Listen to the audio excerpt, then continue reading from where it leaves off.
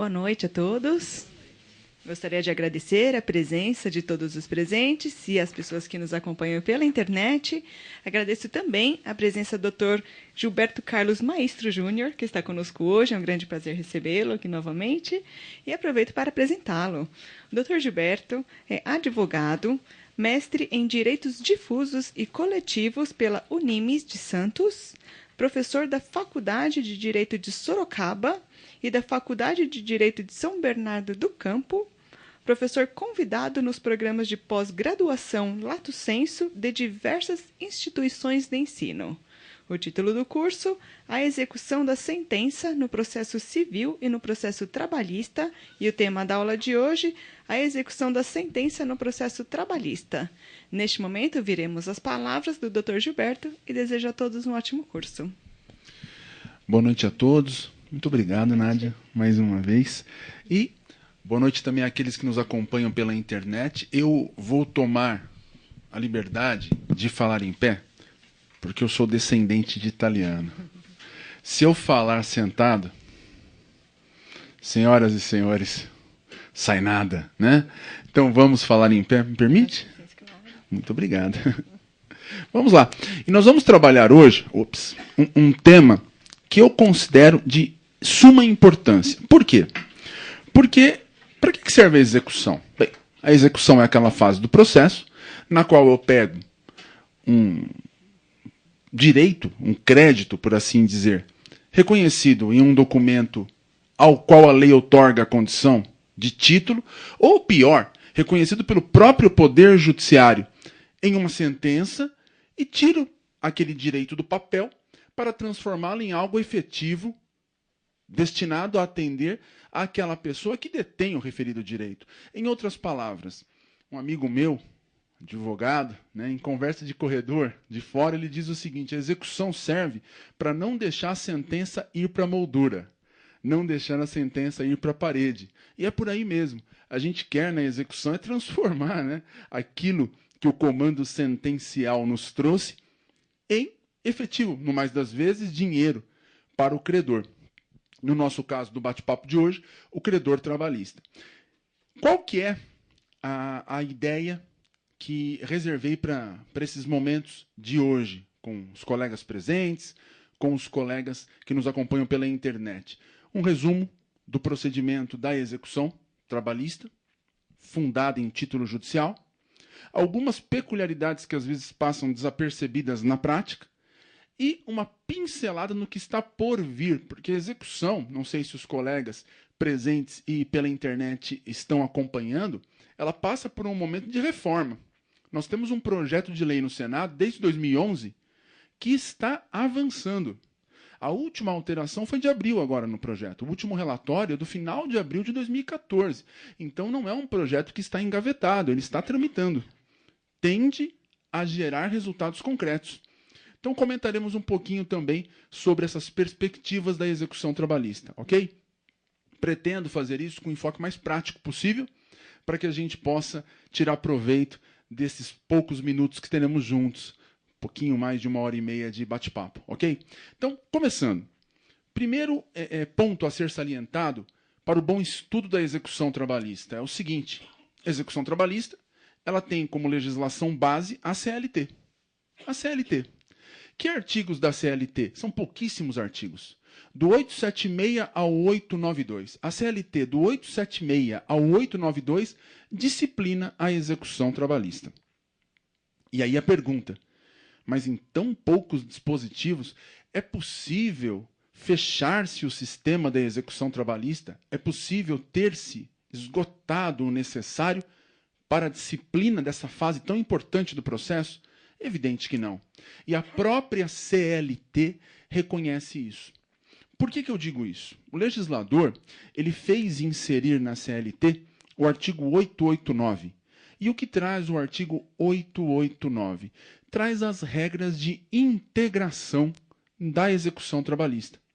Em outras palavras, o 889 traz mutatis mutandis que, havendo lacuna na legislação processual trabalhista sobre execução, havendo falta de disciplina de algum instituto interessante na legislação processual trabalhista quanto à execução, texto do 889, deve o intérprete buscar integrar essa lacuna valendo-se da Lei de Execuções Fiscais.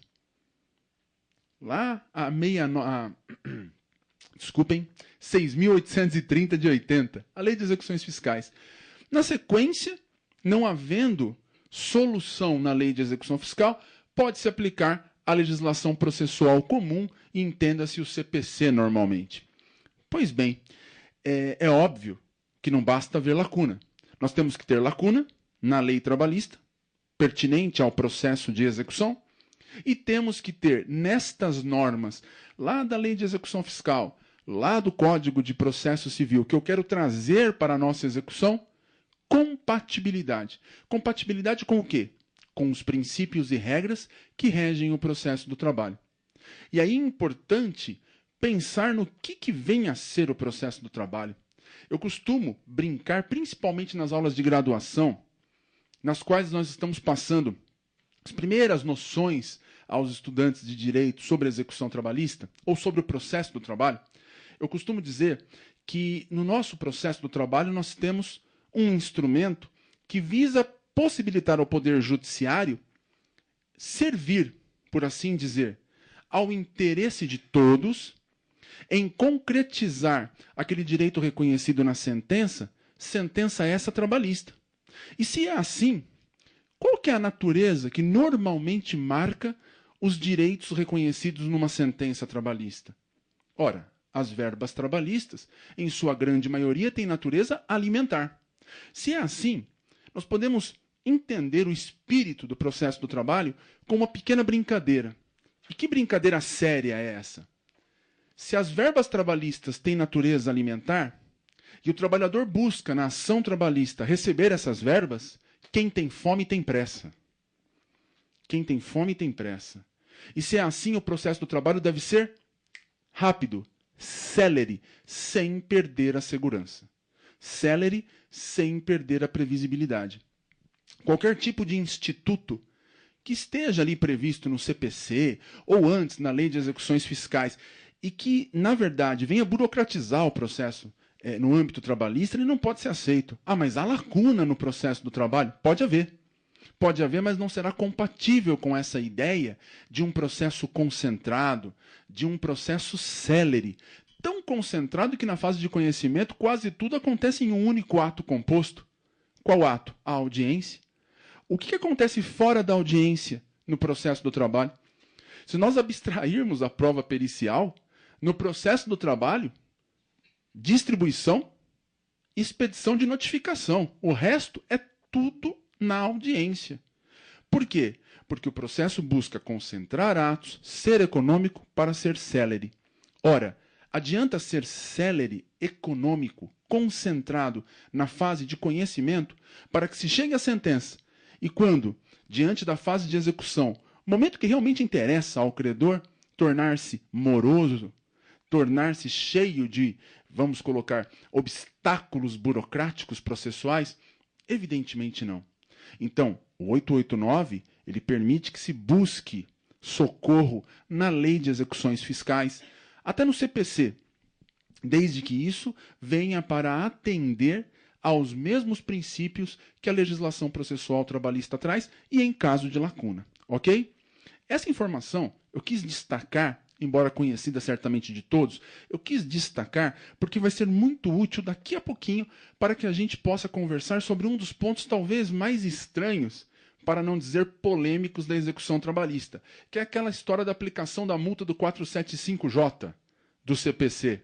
Quero falar um pouquinho sobre isso ainda hoje. Vamos lá.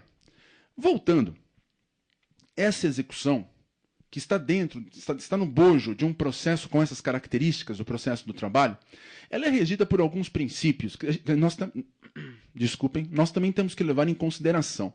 Que princípios são esses que nós também devemos levar em consideração? Primeiro, como toda execução no Brasil, a execução trabalhista ela tem natureza real. E aí eu tiro esta conclusão de dispositivos do Código de Processo Civil que são aplicáveis a nós aqui no processo do trabalho. Exemplo, artigo 591, artigo 646. O que esses artigos trazem para mim?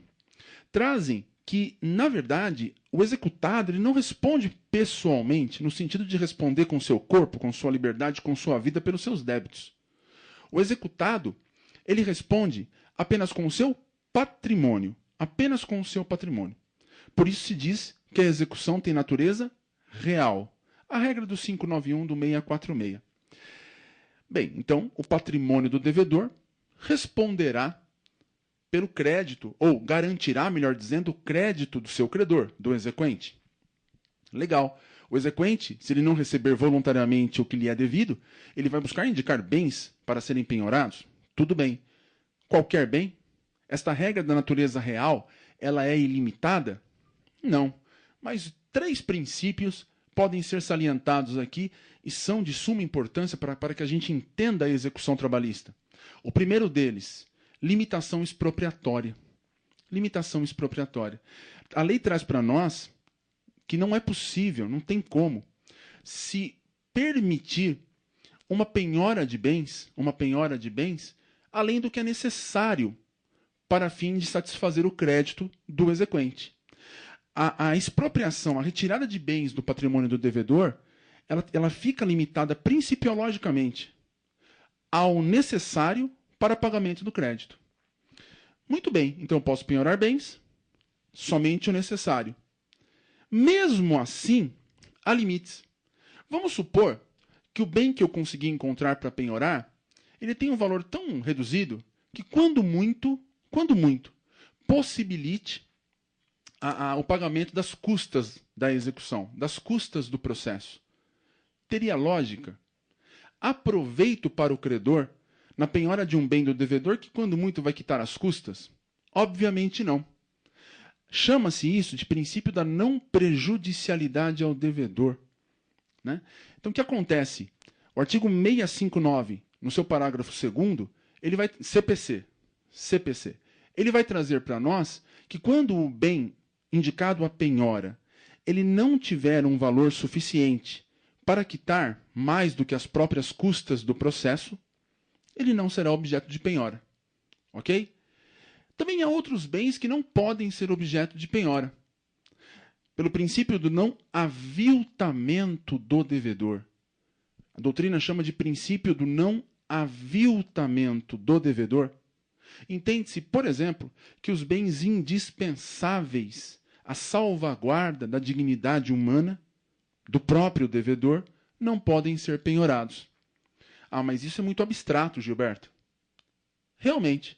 Mas a legislação me dá critérios mais fechados, mais objetivos, para preencher esta regra do não aviltamento. Bem, se nós pararmos para pensar na ideia de bens que não são penhoráveis, primeiro exemplo certamente que virá à mente de todos nós será o tal do bem de família. Lei 8.009 de 90, os artigos do Código Civil pertinentes a bem de família, e por aí vai. São bens impenhoráveis, ok? Bem como o rol do artigo 649 do CPC. O CPC, ele traz um rol de bens impenhoráveis no 649. Vamos dar um exemplo. As ferramentas indispensáveis ao exercício do ofício do devedor não podem ser penhoradas, porque isso significaria tirar o trabalho, praticamente, daquele devedor. Isso praticamente condenaria ele a não ter condições de nunca solver o que deve. E por aí vai. Nunca se recuperar financeiramente. 649, Lei 8.009 de 90.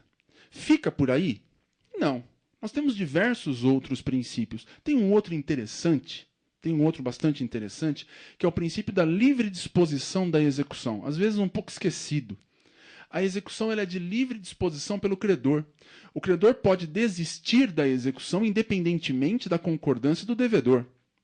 Se o credor quiser desistir, ele pode.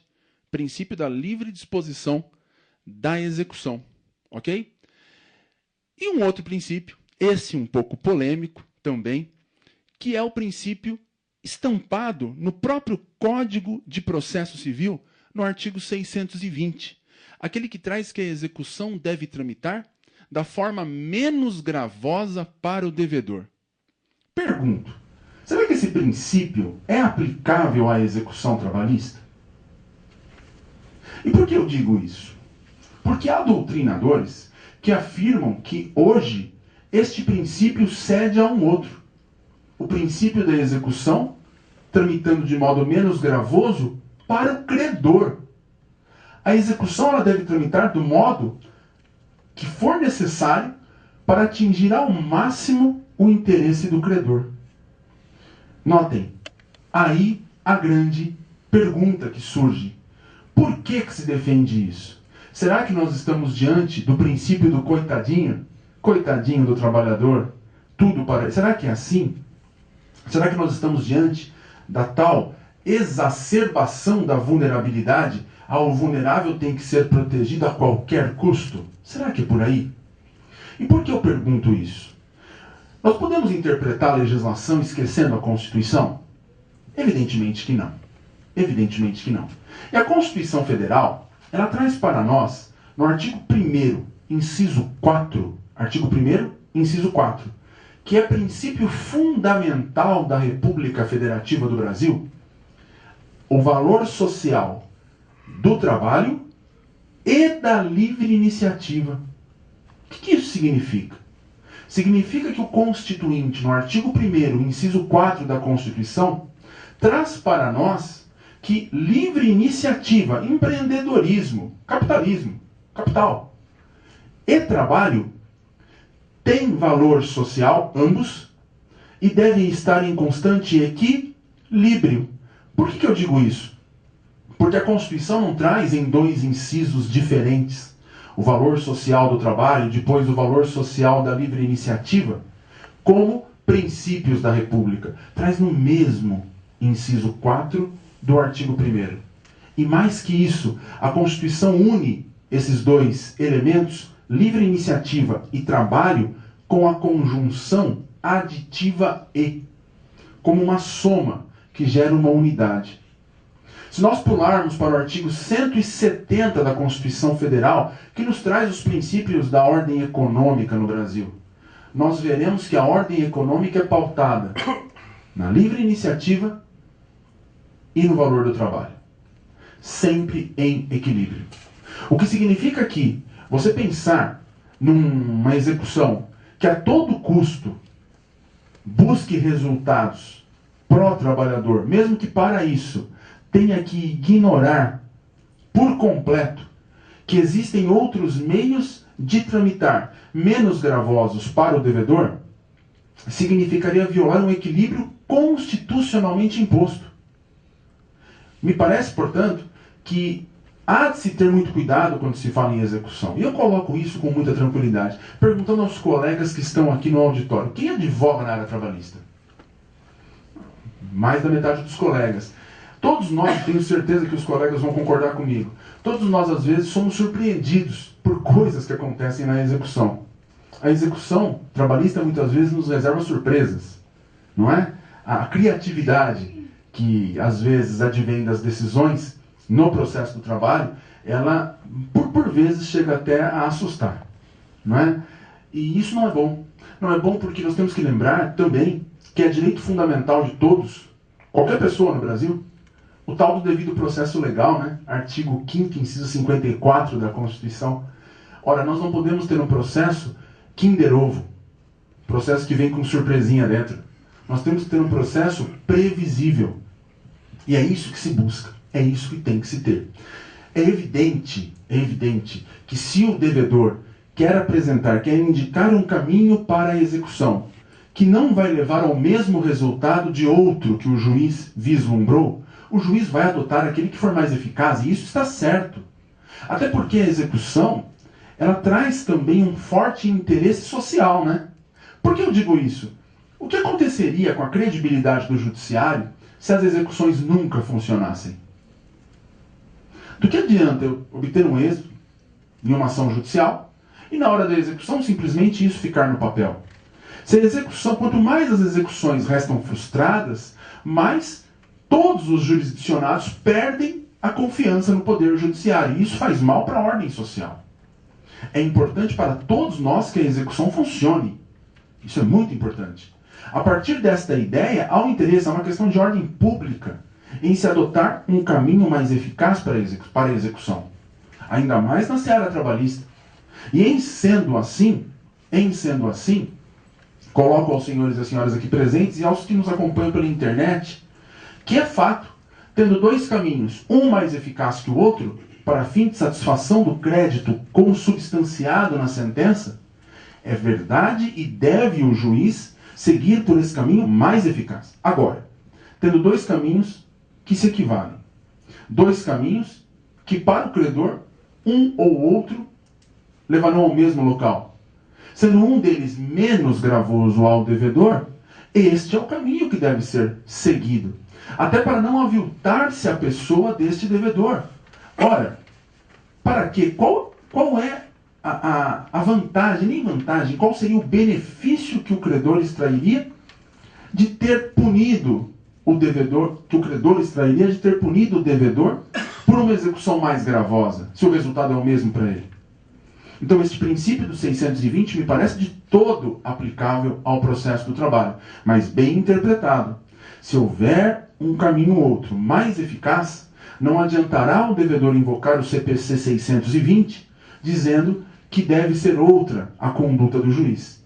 Para se invocar isso, indispensável, isso é talvez o elemento prático dessa análise, deve a reclamada, a executada, neste momento de invocar o 620 do CPC, a execução pelo meio menos gravoso para ela, indicar qual seria o meio alternativo e demonstrar que este meio ele tem a mesma eficácia do outro que ela ataca, do outro que ela repudia, sob pena de não ter êxito na sua tentativa, ok?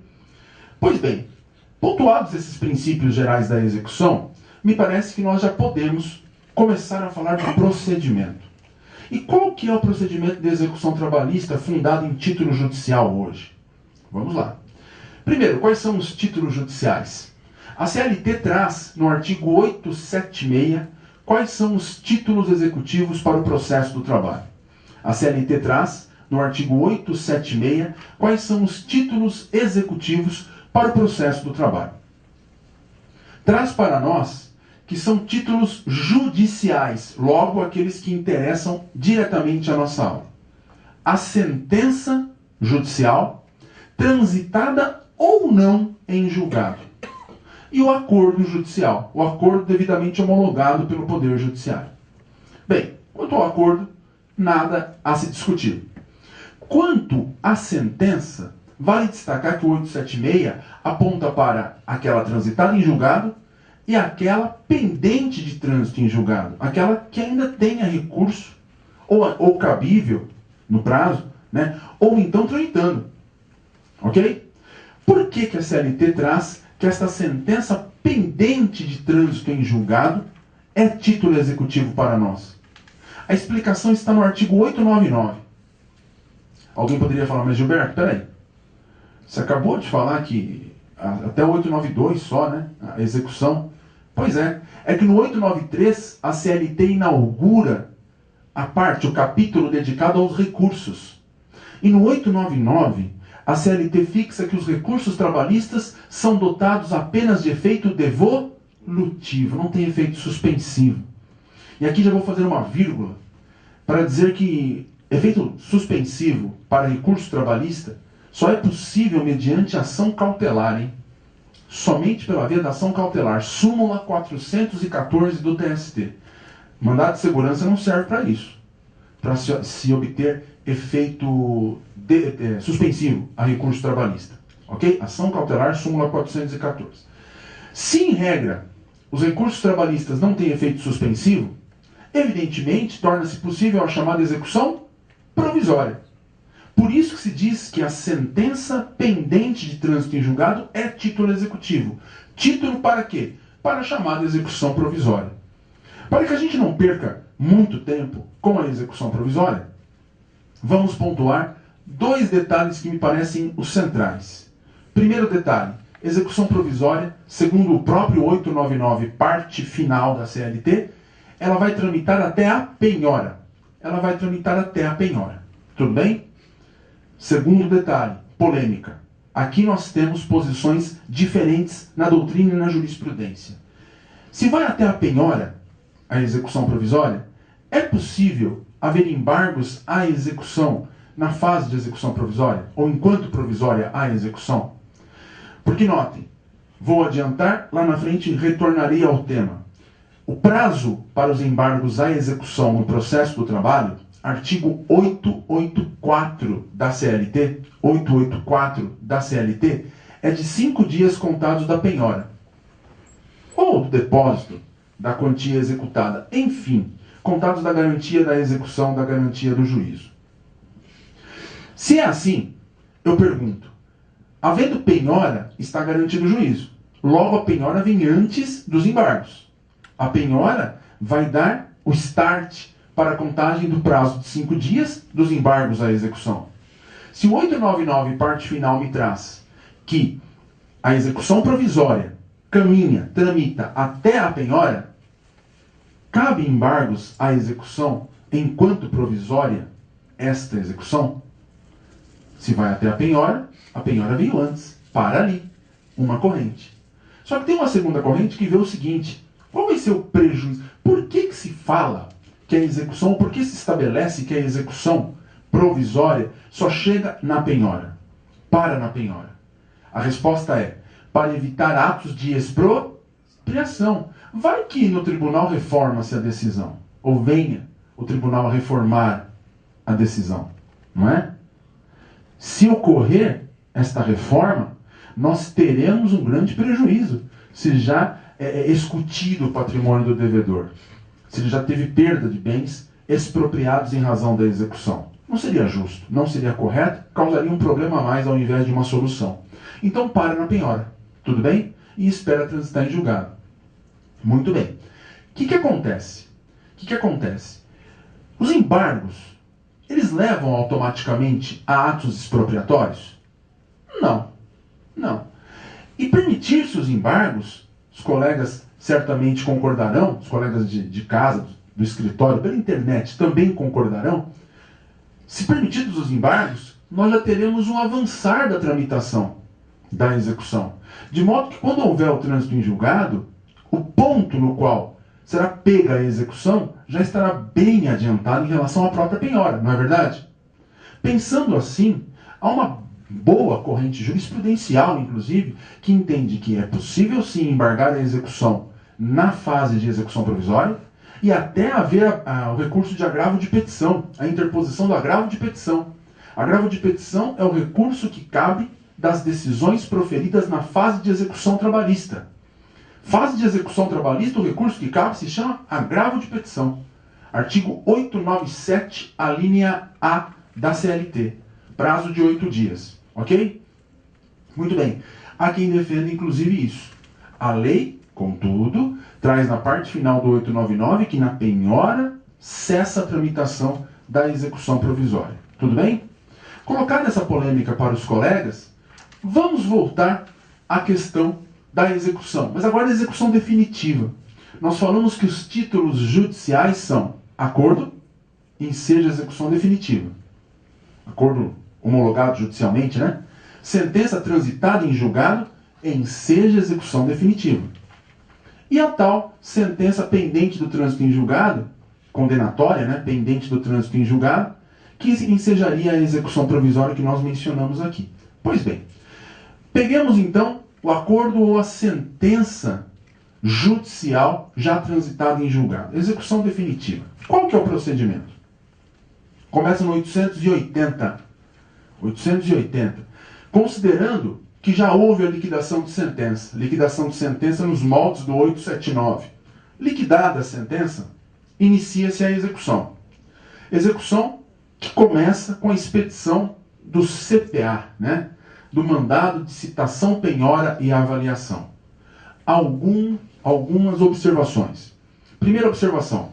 O CPA, mandado de citação, penhora e avaliação, ele pelo nome já nos traz que quem vai cumpri-lo, se é mandado é oficial de justiça, vai ter o dever não apenas de citar o executado, mas também já penhorar bens e avaliar esses bens.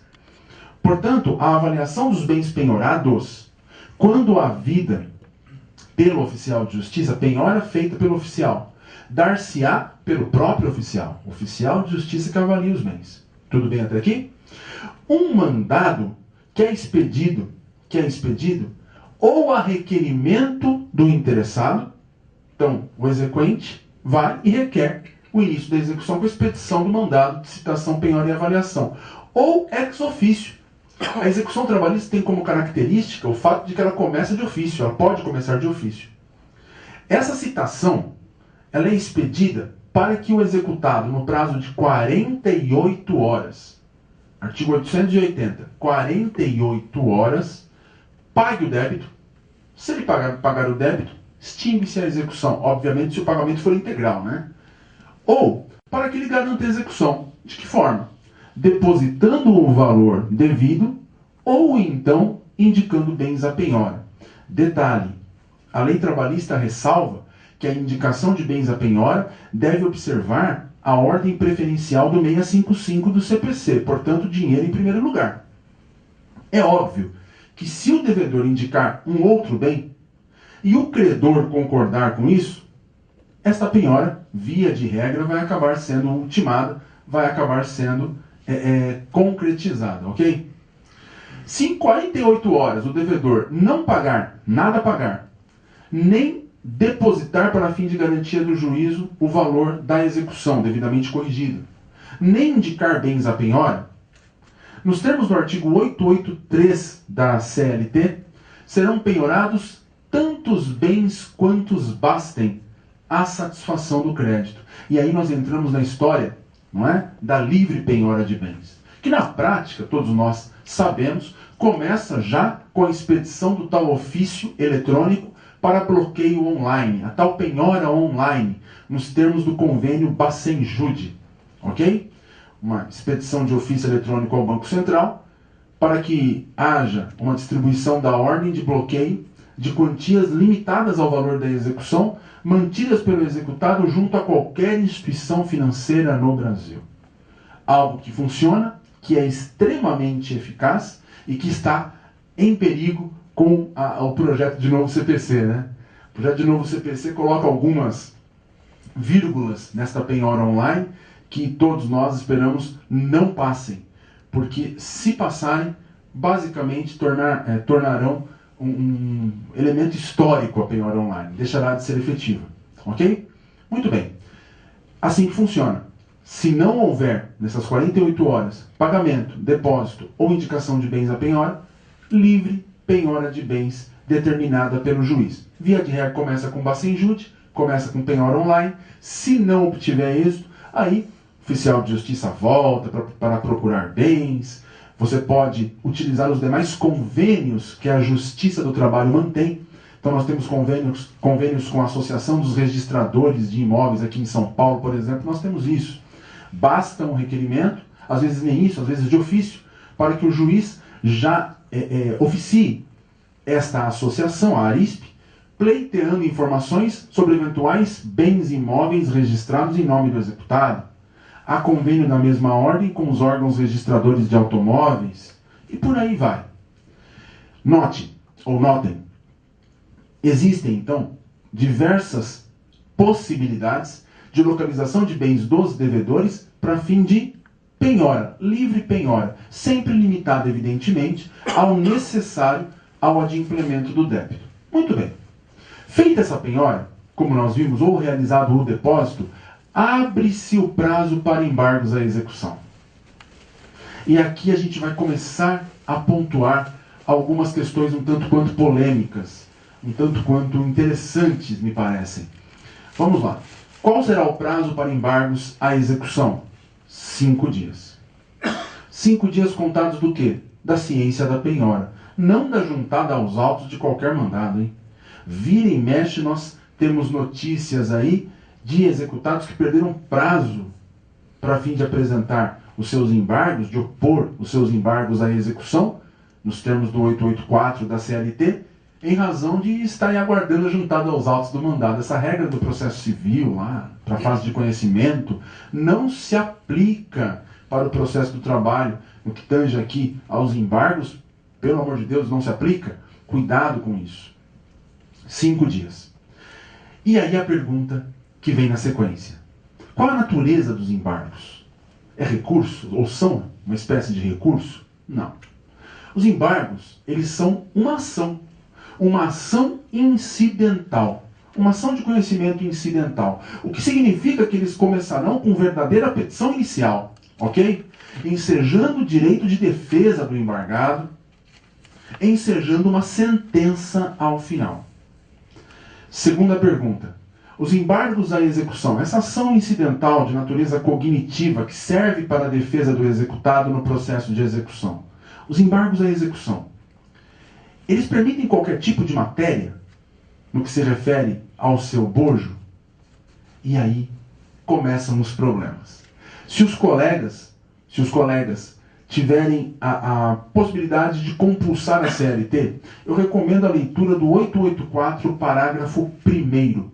O que traz o 884, parágrafo 1º? Ele vai trazer para nós que a matéria dos embargos cinge-se, resume-se, fica ali restrita a alegação de cumprimento da decisão ou do acordo, alegar que cumpriu, provar a quitação ou prescrição. Prescrição. Tudo bem? Então, pelo 884, parágrafo 1º, nos embargos à execução, eu poderia dizer o quê? Olha, cumpriu o acordo. Olha, cumpri a decisão, objeto de execução. Quitação. Está aqui, ó. Comprova a quitação.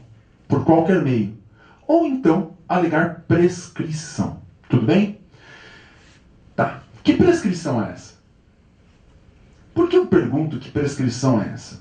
Nós sabemos que a prescrição, ela somente pode ser conhecida na instância ordinária. Se eu estou falando de execução, já passou a instância ordinária. Concordam comigo? Ainda mais uma execução definitiva, não é? Já foi. Não tem mais como alegar prescrição. Então que raio de prescrição é essa? E me parece que só sobra uma resposta lógica. Só pode ser uma prescrição que surgiu depois da sentença. Concordam? E que prescrição seria essa?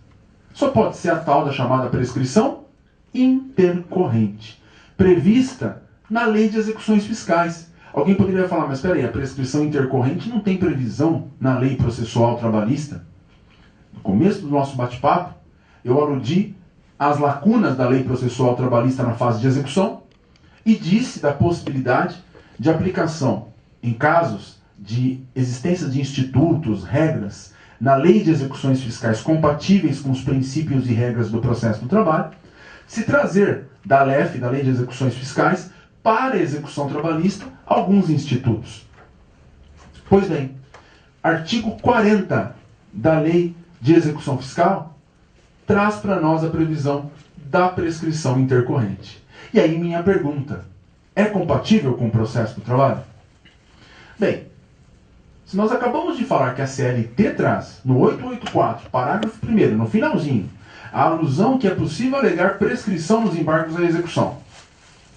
E nós, por lembrarmos da regra de que prescrição somente pode ser alegada na fase de conhecimento até o final da instância ordinária, se é por aí, em falando de execução já passou o momento. Aquela prescrição bienal, quinquenal, lá do início da ação trabalhista, do momento da propositura da ação, aquilo lá já foi. Bem, se já foi, só posso estar pensando, lendo o 884, parágrafo 1º da CLT, na chamada prescrição intercorrente. Aí eu pergunto para vocês, é compatível ou não? Poxa, se o 884 me traz esse texto, me parece mais que compatível, me parece expresso no 884 que existe prescrição intercorrente no processo do trabalho. Será que existe? Aí me vem o Supremo Tribunal Federal. E o Supremo Tribunal Federal, na súmula 327, Supremo Tribunal Federal, na súmula 327, afirma a prescrição intercorrente é aplicável, é compatível com a execução trabalhista, com o processo do trabalho.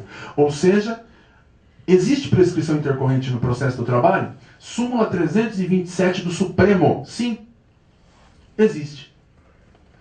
Todavia, pensemos. Eu falei agora há pouco que a execução trabalhista, ela tem como uma das suas características o fato de que começa ou a requerimento ou de ofício.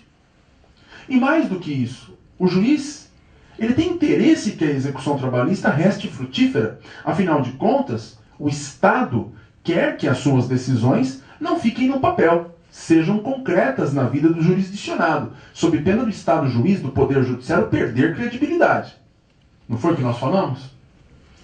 Se é assim, e a prova disso está no artigo 600 do CPC, que traz que manobras contra a execução são atos atentatórios à dignidade da justiça. Então, ordem pública total aqui. Certo?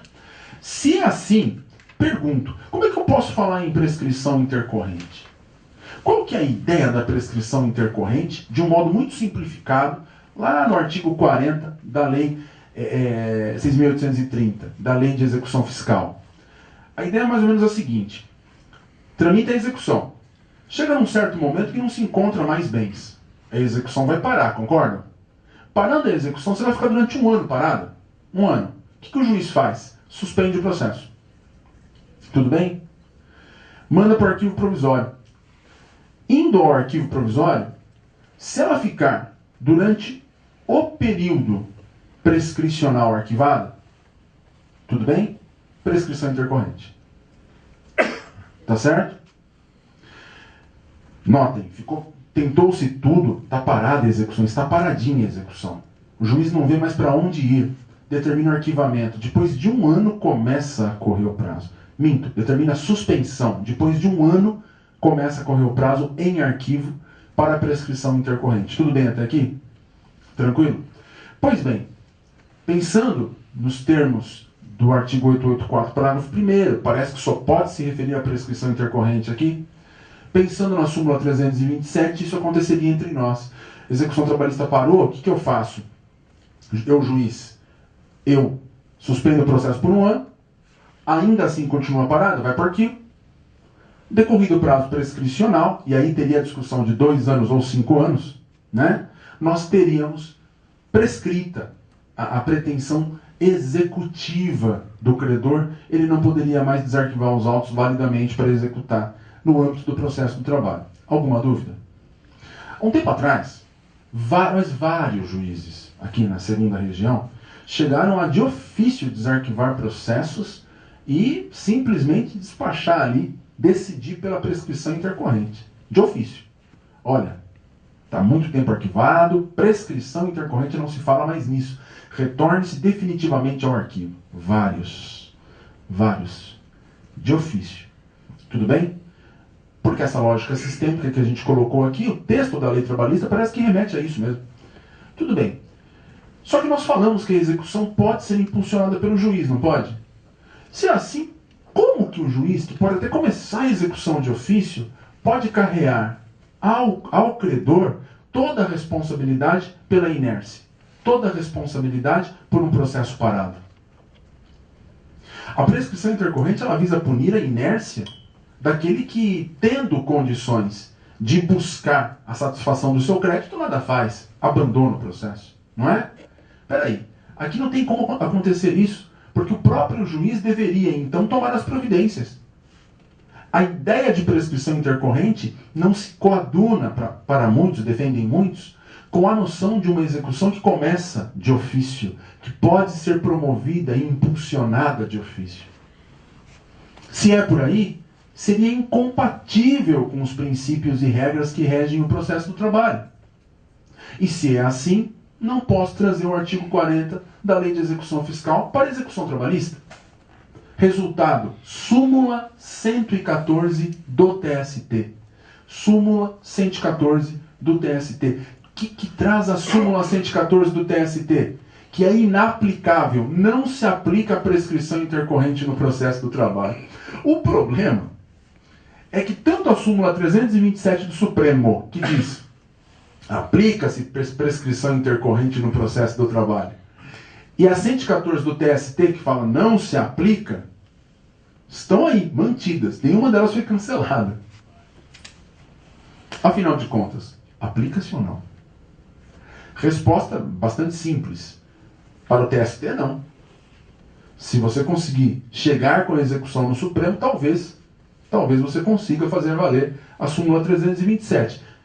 A segunda pergunta é a seguinte: chegar no Supremo para discutir prescrição intercorrente? Cadê a matéria constitucional? Até existe, mas é difícil. Não é tão simples assim. Então, a tendência é que a prescrição intercorrente acabe não sendo aceita no âmbito da Justiça do Trabalho. Embora ainda hoje, muitos juízes, muitos desembargadores até, muitas turmas julgadoras nos TRTs Brasil afora, têm um número representativo de julgadores que defende a aplicação do Instituto, né, e julgam nesse sentido. Todavia, TST continua sinalizando e mantendo que para ele, TST, não há prescrição intercorrente no processo do trabalho. Principiologicamente me parece lógico, né? Agora, perguntar aqui para vocês. E o 884, parágrafo 1º? O que significa aquela prescrição, então? Situação difícil, né? Nós temos uma súmula no TST que praticamente tira o sentido de uma palavra no parágrafo 1º do artigo 884. Porque se não for prescrição intercorrente esta prescrição que se pode alegar nos embargos à execução, o que é, então?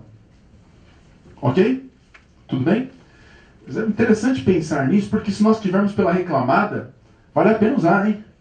Olha, o argumento bom. Súmula 327, artigo 884, parágrafo 1º, só pode se referir a isso. E vou falar uma coisa para vocês. Podem pesquisar. A maior parte das CLTs comentadas passa por essa análise quando o autor enfrenta o parágrafo 1º. Passa pela análise do que seria essa prescrição. Não raro, conclui-se pela prescrição intercorrente. Beleza? Então, continuando. Se é assim, tira a prescrição, o que sobra para eu alegar nos meus embargos à execução? Cumprimento do acordo ou sentença e quitação. Só isso? Será que não tem mais nada que eu possa alegar nos meus embargos à execução? Eu tenho certeza que os colegas que nos acompanham pela internet, os colegas aqui presentes, já embargaram a execução trabalhista com outros argumentos. Evidentemente que sim. E a minha pergunta é, com que fundamento? E a minha resposta já é, com o fundamento de que nós temos no sistema diversas matérias de ordem pública. Diversas matérias de ordem pública. E matérias de ordem pública podem ser alegadas sim nos embargos. Exemplos excelentes de matérias dessa natureza nós encontramos no CPC, quando o Código de Processo Civil nos apresenta as matérias pertinentes à impugnação.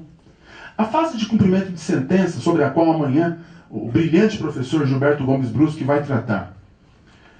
O CPC traz que matérias podem ser abordadas na impugnação pertinente à fase de cumprimento. E o traz no artigo 475L. 475L. Então, apenas a título de exemplo, traz lá inexigibilidade do título. O título é inexigível. Nulidade da citação, não é? Ou falta de citação. E por aí vai. Ora, imaginemos, eu tenho uma sentença nula, um título nulo, e eu não vou poder arguir isso nos meus embargos à execução? É evidente que eu posso arguir, né? Devo arguir, porque é matéria de ordem pública. Para nós que gostamos, nós advogados que gostamos de ter um fundamento legal, né? Para poder falar, estou fazendo porque a lei permite. Está aí, 475L. As matérias do 475L do CPC, pertinentes à impugnação na fase de cumprimento de sentença, são, de modo unânime, aceitas como matéria de embargos à execução trabalhista também. Então, pensando no que eu posso tratar nos meus embargos, 884, parágrafo 1º, as matérias que eu mencionei aqui em totum, mais 475L do CPC. Tudo bem? E tem mais uma matéria prevista também nos parágrafos do 884, que é pertinente aos embargos. Muito bem. Antes de nós iniciarmos a execução, o que normalmente acontece no processo do trabalho? A tal da fase de liquidação de sentença. Fase de liquidação de sentença do artigo 879 da CLT. Tudo bem? Essa fase de liquidação de sentença, não importa qual seja o modo, arbitramento, artigos, cálculos, ela terminará com uma decisão que a legislação chama de sentença de liquidação. A decisão final da fase de liquidação tem o nome, na lei, de sentença de liquidação. Tá ok? Só que esta sentença de liquidação, de sentença, não tem nada. É típica decisão interlocutória. O que isso importa para uma análise sobre execução? Importa muito. Por que importa muito? Porque nós sabemos que a CLT traz, no artigo 893, parágrafo 1º, 893, parágrafo 1º, bem como a súmula 214 do TST reforça, que as decisões interlocutórias no processo do trabalho são irrecorríveis de imediato.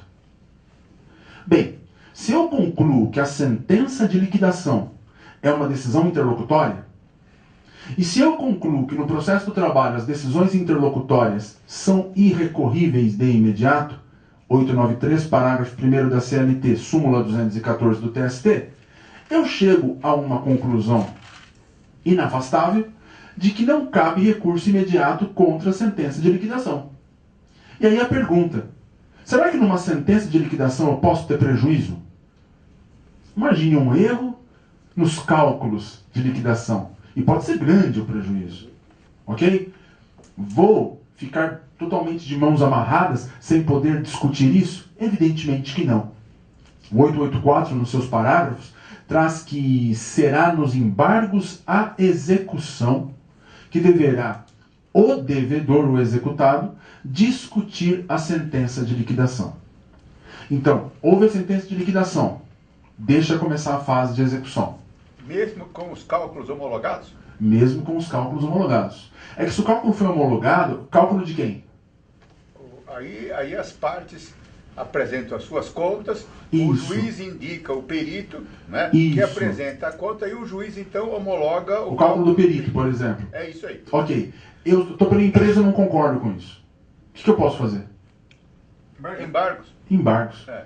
Lá na frente. Então vou ter que deixar começar a execução, vou ser citado, eu reclamada, vou ser citada, 48 horas vou, deposito o valor, ou então garanto o juízo pela indicação de bens à penhora, ou não faço nada, deixa rolar. 883 da CLT, livre penhora de bens. Da ciência da penhora, 5 dias para os embargos. Nos embargos eu posso discutir a sentença de liquidação. No prazo dos embargos. Ok? Mesmo sem garantir? Oi? Mesmo sem garantir o juízo? Não. É condição sine qua non para embargos que haja ou o depósito ou a penhora. Do bem indicado ou livre penhora. Então tem que ter garantia, senão não tem embargos. E a ILS? Desculpe, Impugnação e liquidação de sentença pelo credor. Então, eu vou falar já sobre isso daí. Tudo bem até aqui? A execução, então, na fase de embargos, também tem a possibilidade de trazer à tona a discussão da sentença de liquidação, nos embargos. Certo? Ah, mas como é que fica enquanto não houver penhora de bens garantia do juízo? Não se discute sentença de liquidação, espera. Ok? Muito bem. Feito isso, continua o processo com a tramitação dos embargos, sentença dos embargos e por aí vai. Agora, pensem comigo. O credor, ele pode ser prejudicado na sentença de liquidação? Pode também. Teria lógica o credor embargar a execução? Eu vou embargar a minha própria execução? Não tem lógica. O que faz o sistema? O sistema, ele cria, ele prevê uma figura, um instituto, né? Seria uma ferramenta chamada impugnação à sentença de liquidação. Para que serve? Só para impugnar a sentença de liquidação. Ok? Quem pode impugnar? O credor, o exequente. Em que prazo? A lei traz no mesmo prazo dos embargos. Ou seja, o credor tem que esperar penhorar bens, da ciência do credor quanto à penhora de bens do devedor, ele impugna a liquidação. Ele impugna a sentença de liquidação. Ah, mas não pode impugnar antes? Não pode impugnar antes. A lei ela é claríssima. A impugnação à sentença de liquidação dar-se-á no mesmo prazo dos embargos à execução. tem que ter garantia de juízo. Antes de garantir juízo, não se discute sentença de liquidação. Tem um porquê isso. Qual que é o porquê? No começo do nosso bate-papo, eu fiz questão de fixar que o processo do trabalho tem uma grande característica. A história do quem tem fome tem pressa. A celeridade é algo que é indissociável do processo do trabalho, não é isso? Então a lei, a gente percebe que ela busca sempre os momentos oportunos para que a prática dos atos ocorram do modo mais rápido possível, com a menor perda de tempo possível. Pergunto, do que adianta ficar discutindo valor, ficar discutindo cálculo, se eu não sei nem se eu vou conseguir excutir bens do devedor? Deixa para discutir na hora que já tiver alguma coisa penhorada. É mais ou menos assim que o legislador caminha. Conseguiu penhorar bens? Conseguiu. Agora vamos discutir cálculo, vamos discutir o que tiver que discutir. Porque agora tem por que discutir. Já tenho bens ali que podem, lá na frente, ser transformados em valores para pagamento. Não perco tempo no processo do trabalho discutindo coisas sem propósito. Ok?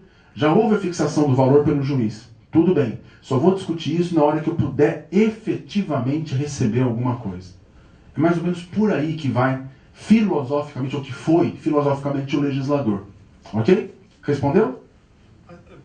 Pode falar. Posso perguntar? Pode. É uma dúvida que eu tenho, parece super simples, mas é bem que vem de encontro que o doutor está passando. Fala. Eu tenho muito disso no meu escritório, que eu entendo dessa forma. Garante-se o juízo, 5 dias, ou embarga, você contramina, ou se não embargar, você saca, a partir do saque, você tomou ciência que está garantido o juízo, 5 dias para a impugnação da sentença de liquidação. Mas já vi muitos casos, não poucos, de o juiz falou assim, olha, ciente o exequente, e aí ele entende que você está ciente, a partir da ciência, você teria os 5 dias mesmo sem a garantia. E se você faz o prazo antes, tem juiz que entende que o prazo é anterior, então e é extemporâneo. É extemporâneo da mesma forma que se fosse... Então, é que na verdade, nós começamos também falando sobre a execução trabalhista, que eu perguntei quem advoga na área trabalhista, né? Até para que os colegas da internet entendam. O colega colocou a dificuldade de posicionamentos distintos quanto ao momento oportuno para impugnação à sentença de liquidação. Então notem, no começo do nosso bate-papo, eu fiz questão de pontuar também, até brinquei com os presentes, sobre quem advoga na área trabalhista, e a questão de que a execução, cada processo é de um jeito, né? É bastante complicado. E esse aqui tem 2 possibilidades só, né? Existem questões que tem várias. Por exemplo, eu conheço mais de 10 despachos diferentes sobre a aplicação ou não do 475J. Fórmulas totalmente esdrúxulas, às vezes, para tentar aplicar o 475J no processo de trabalho, e por aí vai. É complicado isso. Não tem como, a meu ver, né, sustentar-se que é possível interpretar a CLT no sentido de que a impugnação à sentença de liquidação dar-se-á independentemente de garantia do juízo, porque lá se fala no mesmo prazo dos embargos. Alguém poderia falar nos 5 dias. 5 dias contados do quê? Da intimação sobre a sentença de liquidação? Bem, se eu pensar dessa forma, eu vou estar criando, então, praticamente não chega a ser um recurso, mas algo muito parecido, muito próximo dos embargos de declaração até, né? Com efeito modificativo expandido. Não tem como. Se o prazo é o mesmo dos embargos, o prazo dos embargos tem início com a garantia do juízo. Então me parece que nessas decisões que o colega salientou, que já teve nos casos próprios, as mais corretas são essas do segundo grupo, que entendem extemporâneo, não é, o ato de impugnar a sentença de liquidação antes da garantia do juízo. Por quê? Porque o texto da CLT é claro. E outra, não há nem muita polêmica na doutrina e na jurisprudência, é praticamente unânime isso, né? Quanto à interpretação do dispositivo em questão. Juiz de primeiro grau, volto a dizer, a gente vai encontrar decisões das mais variadas em diversos momentos da execução, o que é um problema. E o que talvez se resolva com o que eu vou comentar daqui a pouquinho. Talvez se resolva, pelo menos boa parte se resolva, né? Vamos lá? Mais ou menos, deu para... Vamos continuar então.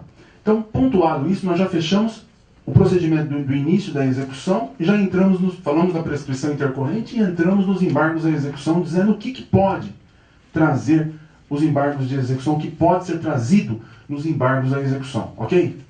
3 questões que eu quero tratar também porque são muito importantes do ponto de vista prático. Sucessão, primeira questão. Grupo de empresas, segunda questão. Sócios, terceira questão. Vamos por 4. Ex-sócios. Beleza? Sucessão de empregadores, hein? E aí? Se houver sucessão de empregadores no curso da execução, como que eu faço para incluir o sucessor? E a resposta é uma petiçãozinha simples. Tendo prova documental de que houve a sucessão, ou tendo prova de que houve a sucessão, eu posso simplesmente levar isso a juízo e requerer a inclusão, porque o sucessor vai assumir o polo passivo, vai passar a ocupar o lugar do seu antecessor, do sucedido no polo passivo. Primeiro ponto. Inclusive na fase de execução? Inclusive na fase de execução. Ah, mas não participou da formação do título. É sucessor. Ele vai passar a ocupar o polo passivo. Grupo de empresas.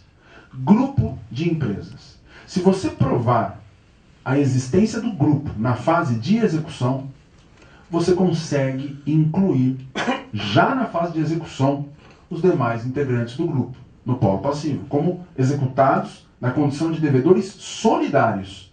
Não haverá nem substituição, vai ser uma ampliação do polo passivo da execução mesmo. Mas espera aí, e a formação do título? O posicionamento antigo do TST quanto a isso, de que para incluir alguma empresa do grupo econômico, do grupo empresarial, no polo passivo da execução, indispensável seria a participação dela na fase de conhecimento, na formação do título, já está há muito tempo superada. Você consegue incluir diretamente na fase de execução a empresa integrante do grupo. Qual que é o problema prático disso? Na fase de conhecimento, não raro, para que nós possamos ter o reconhecimento da existência de um grupo econômico, nós precisamos de prova testemunhal. Vocês concordam comigo? Fase de execução não tem como. Fase de execução só vai conseguir incluir a empresa do grupo se você tiver prova cabal de que existe aquele grupo.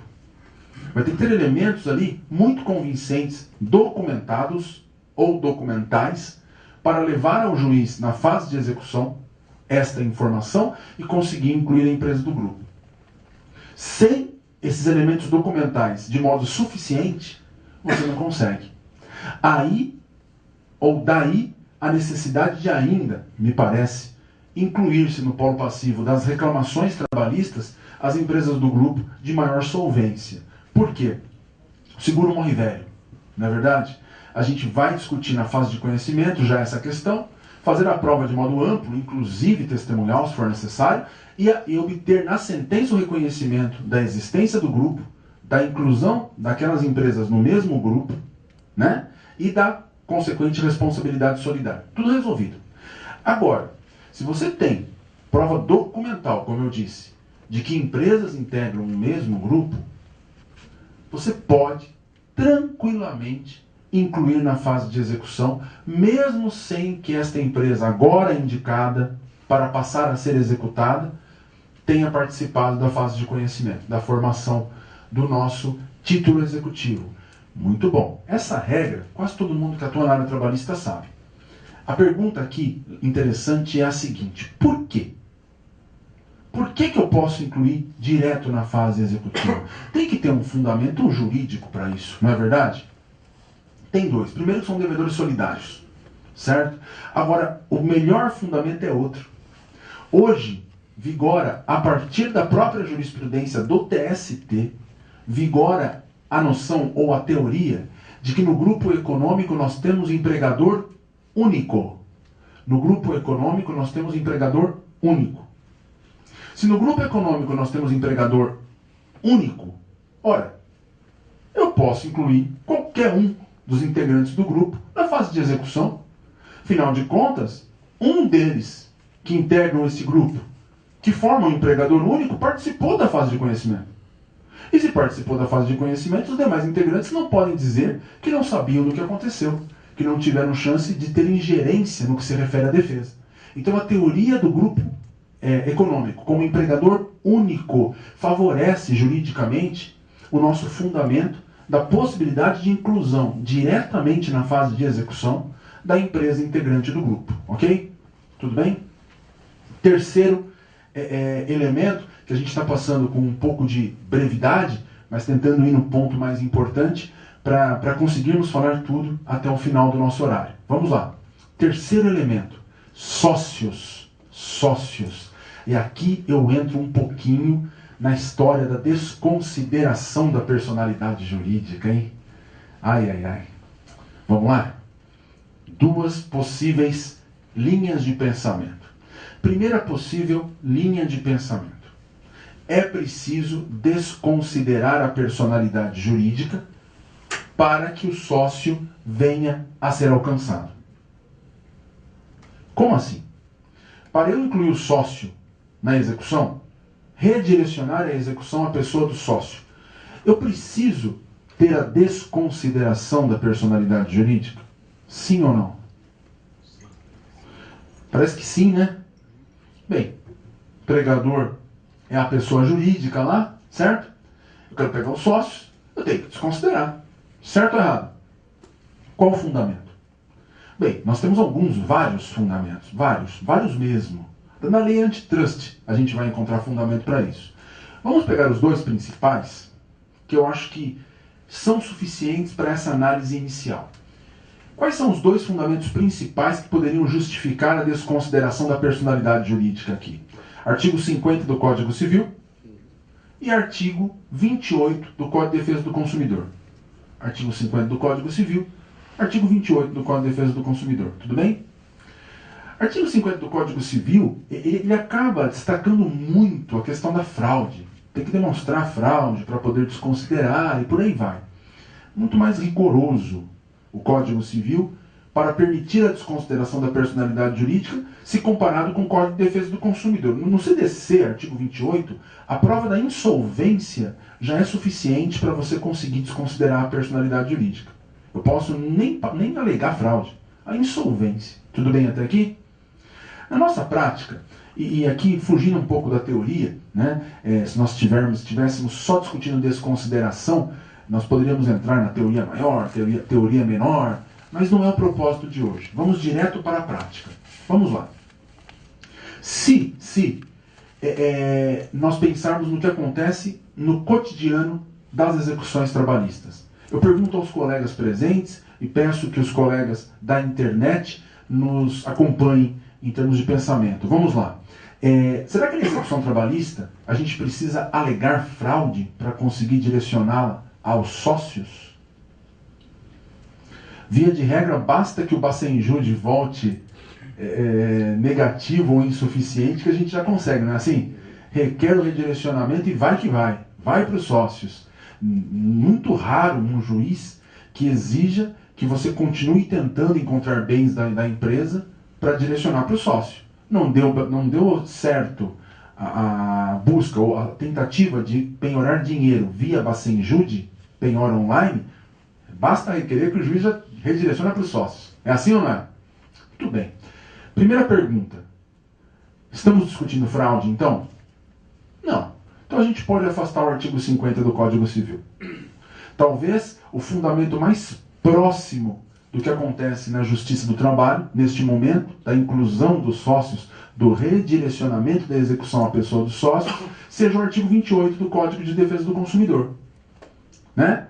E existem muitos, mas muitos acórdãos versando sobre a matéria, muitas decisões monocráticas em primeiro grau, que trazem também o fundamento deste ato de redirecionamento, fulcrado no artigo 28 do CDC. É comum nós encontrarmos menção ao artigo 28 do Código de Defesa do Consumidor na decisão que redireciona a execução à pessoa dos sócios. Tudo bem até aqui? Certo ou errado? Essa decisão é um mero despacho ou é uma decisão interlocutória? Qual que é a diferença? O despacho apenas ordena o processo. A decisão interlocutória, ela tem conteúdo decisório e pode causar prejuízo.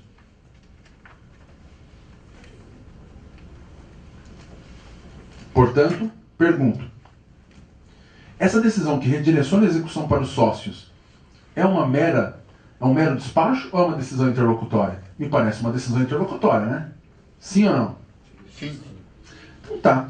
Se é uma decisão interlocutória fundamentada no artigo 28, à luz do artigo 93, inciso 9 da Constituição Federal, 93, inciso 9 da Constituição Federal, tinha que ser motivada.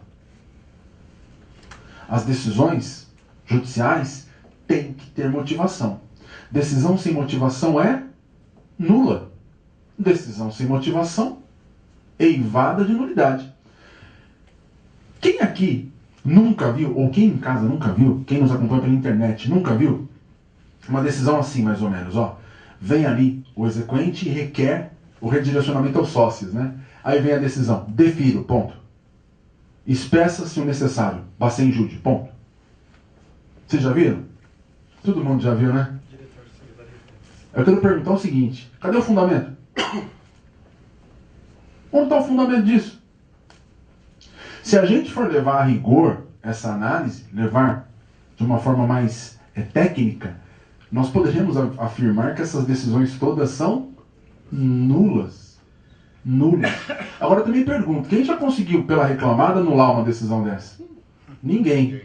Ou seja, ou o judiciário trabalhista simplesmente permite esse tipo de arbitrariedade, mais do que isso, de ilegalidade, mais do que isso, de inconstitucionalidade, porque aqui foi violado o 93, inciso 9 da Carta Maior.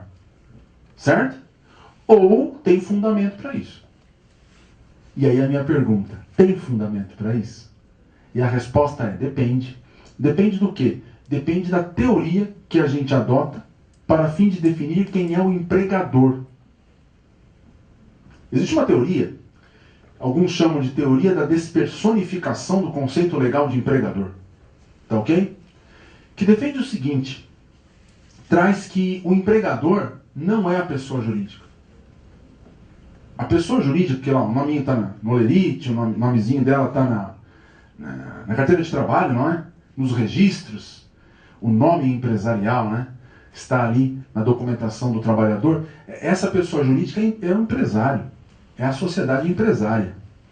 A empresa, que é a própria atividade, não é a sociedade empresária. A pessoa jurídica é o empresário, a empresária, não a própria empresa. E se nós pegarmos o artigo 2º da CLT, que define empregador, nós vamos encontrar o seguinte lá, senhoras e senhores, que empregador é a empresa individual ou coletiva que, assumindo os riscos do empreendimento, admite, dirige, assalaria a prestação pessoal de serviços. O que significa que o empregador não é pessoa. O vínculo do trabalhador não é com a pessoa empresária. O vínculo do empregador é com a própria atividade empresarial. E a prova de que isso talvez seja possível está também na CLT.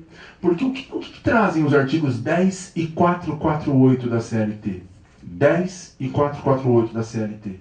Que a mudança de propriedade ou a alteração na estrutura jurídica da empresa não altera ou não alteram os contratos de trabalho. Não é isso?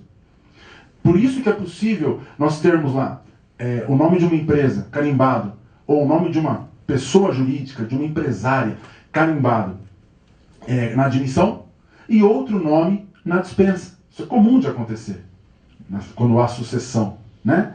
Por quê? Porque, na verdade, os contratos não são atingidos pela mudança de propriedade ou pela alteração na estrutura jurídica das empresas. Bem, se é assim, o contrato não se dá com a sociedade empresária, e sim a vinculação do trabalhador jurídica se dá com a própria atividade. Não importa quem seja o empresário que a desenvolve. Tem lógica, não tem? Tem lógica. Pois é, se é assim, não tem desconsideração. Por que não? O empregador não é a PJ. O empregador, por conceito, representado pela PJ, a gente pode tentar achar algum tipo de vinculação jurídica da pessoa jurídica aqui. Mas a vinculação, do empregado é com a atividade. E se a vinculação é com a atividade, no conceito, na ideia de atividade, eu tenho tanto a pessoa jurídica quanto os sócios que a compõem. Porque, vamos lá, eu tenho empresa sem empresário? Não. E eu tenho sociedade empresária sem sócio? Não. Se o empregador é a empresa, ela alcança a ideia de sociedade, patrimônio e sócios. De modo que o que o juiz faz é apenas redirecionar. Redirecionar para outras pessoas vinculadas à empresa. Sendo a empresa a realidade a qual se vincula o trabalhador. A partir dessa ideia, e que não é uma ideia doutrinária apenas, nós temos diversos julgados nesse sentido, ok? Eu vou citar, por exemplo, um doutrinador que traz muito bem essa lição no seu livro, no seu curso, Marcelo Moura, juiz do Rio de Janeiro, né? Traz isso para nós, claramente. A vinculação se dá com a própria atividade, portanto não tem que se falar em desconsideração da personalidade. Na verdade, o ato de desconsideração, ele é apenas um ato de redirecionamento. Por isso que é válida a decisão que traz assim, defiro. Porque no duro não tem nenhum tipo de decisão interlocutória, que na verdade, nesse momento, o que eu tenho é um despacho. Ele está apenas ordenando a execução. Acabou de fundamentar o que todo juiz faz. Resolveu o problema. É óbvio, nós vamos encontrar na doutrina grandes nomes, respeitáveis doutrinadores, professores de direito do trabalho, que vão defender que o empregador é a pessoa física ou jurídica. Porque, afinal de contas, nós temos um contrato de trabalho. E eu tenho que ter partes com personalidade em todos os polos da relação contratual. Como é que eu vou pensar numa empresa que é uma atividade em um dos polos da relação contratual? Né? Então, indo por esse lado, nós teríamos sim a necessidade de falar em desconsideração. Só que se eu voltar para a necessidade de falar em desconsideração nos termos do artigo 28, que seja, do Código de Defesa do Consumidor, eu volto no problema das decisões nulas. Olha como a execução ela é interessante, né? Então aqui fica a dica, eu indiquei o livro, né? Vale a pena, viu? Belíssima doutrina. E trata desse assunto com muita competência. Interessante estudar, estudem isso. Teoria da despersonificação. A ideia do empregador não ser pessoa física ou jurídica. A ideia de que o conceito da CLT, de que o empregador é empresa, refere-se à atividade mesmo, pela vinculação. Analisem. Isto dá uma diferença na atuação. Fala, querido. Eu posso interromper? Lógico. Por essa teoria aí, numa SA, eu poderia direcionar a execução para qualquer acionista? Não, porque na SA, a pergunta do colega pertinente, indo por esse caminho, eu poderia direcionar em uma SA a execução contra o patrimônio de qualquer acionista?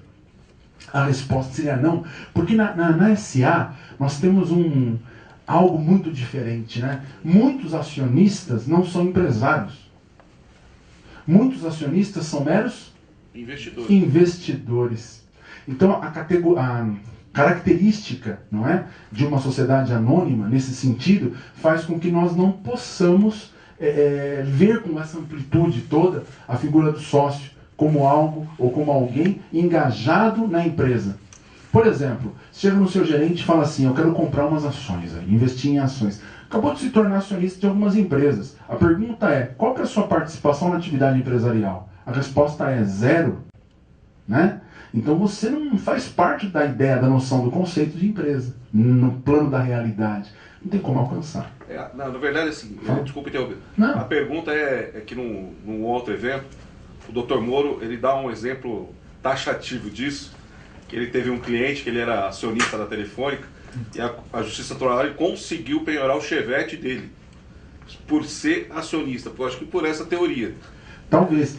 Mas é muito minoritário. Né? Então, assim, se você pesquisar na jurisprudência, vai ser difícil encontrar uma decisão. Sim, não, eu só ouvi dele mesmo. Nesse sentido. Deu muito azar, né? Ele conta sempre. Mas difícil mesmo. Porque você reconhece, vamos colocar, essa duplicidade de características dos sócios. Né? Normalmente se responsabiliza apenas aquele sócio que tem poderes de direção. Sim. Na SA, né? Normalmente é por aí. E o cotista na limitada? Então, na limitada, o cotista, independentemente da participação, ele responde. Ele pode não ser administrador, ele é só Então, cotista. mas pelas características da sociedade limitada, né, não existe investidor. Ele é empresário. Ah, mas ele só emprestou 9%, costuma-se falar, né, 1% para poder gerar uma sociedade em benefício de um empresário amigo, às vezes parente. A história da culpa em eligenda, né? Escolheu mal quem ajudar, ele vai responder. E o interessante aqui é que se entende que para fim de responsabilidade trabalhista não importa a sua participação. Você pode ter 1%, ter uma cota. Você vai responder por todo o débito. Mas tem um administrador não sócio. Mesmo esse. Na sociedade, por cotas de responsabilidade limitada, sócio responde integralmente, todos os sócios integralmente pela dívida. A rigor, foge-se da estrutura da responsabilidade civil, ou melhor dizendo, da responsabilidade dos sócios, nos termos do Código Civil, limitada ao valor das cotas, desde que não integralizadas, que uma vez integralizado resolveu o problema, Claro. certo? Foge-se disso pelo aspecto social mesmo, né? A empresa ou os próprios sócios, eles obtêm algum tipo de retorno tendo em vista a exploração do trabalho humano de outra pessoa. Então aí não seria, entre aspas, meramente empresarial a relação. É uma relação de natureza mais especial, trabalhista, vai? Que não permitiria essas amarras da limitação de responsabilidade empresarial. Mais ou menos por aí, a gente teria que desenvolver mais filosoficamente a questão. Indo direto no ponto de vista prático, sócio cotista de sociedade limitada responde ilimitadamente às questões trabalhistas. Assim funciona. Bem, continuando então. Colocadas essas questões, tem uma última que eu queria pontuar, que eu considero de suma importância no dia a dia para quem advoga na área trabalhista. E a responsabilidade do ex-sócio. Essa... Ele tem sido atingido naturalmente. Mas olha só, rapaz, essa daqui, meu colega disse que o ex-sócio tem sido atingido constantemente, naturalmente. Aqui nós temos uma boa discussão, inclusive na jurisprudência. É possível pegar decisões do mesmo dia ou da mesma semana, do mesmo tribunal, em mais de um sentido. Diria eu, em mais de 2 sentidos. Nós temos decisões no sentido de que aplica-se o artigo 1032 do Código Civil, o artigo 1003, parágrafo único do Código Civil. Que artigos são esses? O que eles trazem para nós? Aquela questão da responsabilidade do sócio retirante limitada a 2 anos. Do registro da sua saída, responde por 2 anos. Ok? Há decisões aplicando isso. Aplicando essa limitação. 2 anos depois da retirada, o ex-sócio não responde mais. Beleza? Mas desde que não assalariou o empregado. Tem decisões que, independentemente de ter obtido algum proveito com o trabalho do obreiro, independentemente disso, 2 anos depois, não responde mais. Em decisões, digo, de agosto. Agora. Tem. Né? Tem decisões dizendo totalmente o contrário. Que desde que ele tenha participado do quadro societário no período em que esse trabalhador laborou para a empresa, no qual foram geradas as dívidas trabalhistas que são perseguidas na ação, ou no período anterior ao ingresso do sócio, quando o sócio ingressa na sociedade, ele responde pelo passivo anterior. Ou do passado, ou da época que ele foi sócio. Ok? Se isso aconteceu, ele responde, independentemente do tempo. Que é mais ou menos o que o colega pontuou. 2 posições, 2 radicais. Né? E no meio tem um monte de coisa. Tem decisões no sentido de que, se for demandada a reclamada, a sociedade, né, a PJ, dentro dos 2 anos da retirada do sócio, já pode alcançá-lo na fase de execução. Basta que a reclamada venha a ser demandada, né, nesses 2 anos. Outros dizem não, O sócio tem que ser incluído no polo passivo nesses 2 anos. E aí justifica o que a gente vê às vezes, que parece algo até assustador, né? Os colegas que nos acompanham pela internet e os aqui presentes, já viram alguma inicial que traz assim, já é na reclamação trabalhista, hein? É inicial, a sociedade e os sócios. Por quê? É advogado que, gato escaldado tem medo de água fria, né? Advogado que levou uma dessa, com certeza, na fase de execução. Não permitirem a inclusão do sócio, invocando 1003, parágrafo único, 1032 do Código Civil. Então, nós temos decisões para todos os gostos aqui, no que se refere a essa questão do 1032. O que me parece que está ganhando espaço, ganhando campo, é a conclusão de que o 1032 aplica-se ao processo do trabalho, ao direito do trabalho, melhor dizendo, 1032 do Código Civil, portanto, direito material, responsabilidade, né? Aplica-se ao direito do trabalho. O 1003, parágrafo único, também é aplicável. Todavia, que basta a demanda à pessoa jurídica, nos 2 anos, para fim de poder lá na frente alcançar todos os sócios que se beneficiaram do trabalho. Passados 2 anos da retirada do sócio do quadro, qualquer demanda que existir não alcançará mais esse sócio. Porque quando ajuizada a ação trabalhista, mesmo em face da sociedade, este ex-sócio já havia se retirado há mais de 2 anos. Isso que me parece tem prevalecido ou mostra-se como a linha de interpretação que mais cresce, não é, entre os julgados trabalhistas, aqui da região, por exemplo. Mas, repito, os colegas podem brincar com isso. É uma brincadeira interessante essa, viu? Pesquisar 1032 e 1003, parágrafo único do Código Civil na jurisprudência dos TRTs. Eu garanto para os colegas, vocês encontrarão facilmente 4 interpretações diferentes. Desde as radicais, é incompatível tanto o 1032 quanto o 1003, parágrafo único, com os princípios e regras que regem o processo do trabalho, porque acaba afastando do trabalhador a maior chance de receber o seu crédito. A é totalmente aplicável, porque há lacuna na CLT. Pelo artigo 8º, parágrafo único, eu posso aplicar o Código Civil, trago o Código Civil e 2 anos depois da retirada, este ex-sócio, sócio retirante, não responde mais. Para finalizar essa parte do sócio retirante, porque realmente eu quero falar um pouquinho ainda de agravo de petição, só o básico, e quero comentar do projeto com vocês. O projeto é muito importante. E no projeto a gente já fala do 475J. Legal? Vamos lá. Essa questão do ex-sócio, da retirada do ex-sócio, da retirada do sócio, né, do sócio retirante, ela é tão importante, mas tão importante, que se vocês fizerem um levantamento quantitativo, eu tenho convicção em dizer que um número muito alto em percentual de execuções pagas são quitadas por sócios que saíram do quadro societário. Por quê? É muito simples. Vamos pensar, o barco começa a afundar, né? O sócio, que tem visão empresarial, não perde o interesse naquele negócio. É muito comum. O sócio que tem condição sai da sociedade e deixa ali alguém que depende daquele negócio, né, que tem que tentar salvar o negócio, porque se este negócio se perder, lá se perderá a sua fonte única de sustento. Ou seja, fica um insolvente. Essa discussão do 1032, do 1003, da responsabilidade de 2 anos do sócio retirante, ela é central se nós pararmos para pensar na efetividade da execução. Mais um item.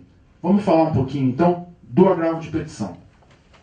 Aliás, antes do agravo de petição, quem aqui acompanhou o exame de ordem, o último exame de ordem? Ouviram falar, pelo menos? A questão trazia um ex-sócio que teria sido citado na fase de execução para pagar em 48 horas. Quem que é citado na fase de execução para pagar em 48 horas? A jurídica. O executado. O executado. O executado é parte, concordam? Até porque se foi citado, é parte. A pergunta é, qual que é a medida cabível para apresentar a defesa ou para levar ao judiciário a resignação do ex-sócio? Porque no exame de ordem falava que ele teve inclusive bens penhorados. Foi citado para pagar em 48 horas, não pagou, teve bem penhorado. Exceção de pré-executividade? Não. Se ele teve bem penhorado... Não, embargos à execução. Até porque, quem que embarga a execução? O executado. O executado. Embarga porque garantiu o juízo. Teve bem penhorado no caso. E virou uma celeuma, porque muita gente redigiu embargos de terceiro. A OAB acabou até aceitando os embargos de terceiro no gabarito. Eu quero fazer um comentário rápido sobre isso só. Se a pessoa foi citada, é executado. Ponto. Executado apresenta embargos à execução. Ponto. Não tem discussão. Ah, embargo de terceiro. Não é embargo de terceiro. Por quê? Porque foi citado. Ou não são embargos de terceiro. Por quê? Porque não é terceiro. Quem que é terceiro? Terceiro é aquele que não é parte. Se eu fui citada, eu sou parte. Embargos à execução. Simples assim. Agora, pensando, porque muita gente aceita. Na jurisprudência nós temos vários precedentes aceitando embargos de terceiro. Muitos deles invocando o tal princípio da fungibilidade. O que significa isso? Você errou, mas eu aceito. Né? Porque o que cabe são os embargos à execução. Vamos lá. Aí vem embargos de terceiro. Qual que é a grande diferença? E isso é legal pontuar. Os embargos de terceiro, eles existem no sistema, ok? Para atacar decisão que determina penhora de bens ou qualquer outro ato de constrição injusta. Arrolamento, arresto, né? Ato de constrição judicial injusta de um bem. Tudo bem? Se ele serve para isso, qual que é o único propósito dos embargos de terceiro? Afastar a constrição judicial. Eu não vou no embargo de terceiro nunca discutir o débito. Eu não vou discutir o débito. Por quê? Porque não tem interesse. Se eu embargo de terceiro, eu sou terceiro. Se eu sou terceiro, eu não sou devedor. Se eu não sou devedor, não tem interesse em discutir o débito. Eu só mostro que eu não tenho nada a ver com a história, sou terceiro, e que o bem, portanto, foi indevidamente constrito. Tudo bem? Ou está ameaçado de constrição indevida. Apenas isso. Certo? Importante, porque é useiro e vezeiro também a gente encontrar embargos de terceiro discutindo questões que são típicas de embargos à execução, né? Discutindo débito. Pô, para com isso. Não pode. É um erro, diria eu, até crasso do ponto de vista técnico. E agora sim, agravo de petição. O agravo de petição, a gente falou então de todo o procedimentozinho da execução, chegamos ali nos embargos, embargos terminam por sentença, tanto embargos de terceiro quanto embargos à execução. Embargos de terceiro na fase de execução, embargos à execução terminam por sentença. Essa sentença é agravável. Cabe agravo de petição no prazo de 8 dias para o TRT desta sentença que resolve, decide definitivamente os embargos à execução ou embargos de terceiro. Prazo de 8 dias para o TRT. O que o agravo de petição tem de diferente dos outros recursos? Recurso é uma coisa muito simples, né, da gente pensar em termos de estrutura. Como que eu redijo um recurso? O que eu penso para redigir um recurso? Bem, essa foi a decisão. Por esses fundamentos, ela tem que ser modificada, reformada ou anulada. E eu pleiteio que seja conhecido e provido o recurso para que haja essa modificação, reforma ou anulação. É simples assim. Via de regra. Via de regra. Lógico, se eu pensar num recurso de natureza extraordinária, eu vou ter que incluir o pré-questionamento no meio, e por aí vai. Algumas vezes o cabimento. Mas a estrutura básica, em termos lógicos, a decisão foi essa. Por tais motivos deve ser alterada, modificada, reformada ou anulada, e o meu pedido de conhecimento e provimento para que haja essa modificação. Pois bem, os embargos, olha aí eu já. O agravo de petição, 897, alineada CLT, 8 dias de prazo, ele tem mais um requisito específico. E qual que é esse requisito específico? O agravo de petição ele exige delimitação de matérias e valores, sob pena de não ser recebido, sob pena de não ser processado, sob pena de não ter julgamento de mérito recursal, sob pena de morrer na praia.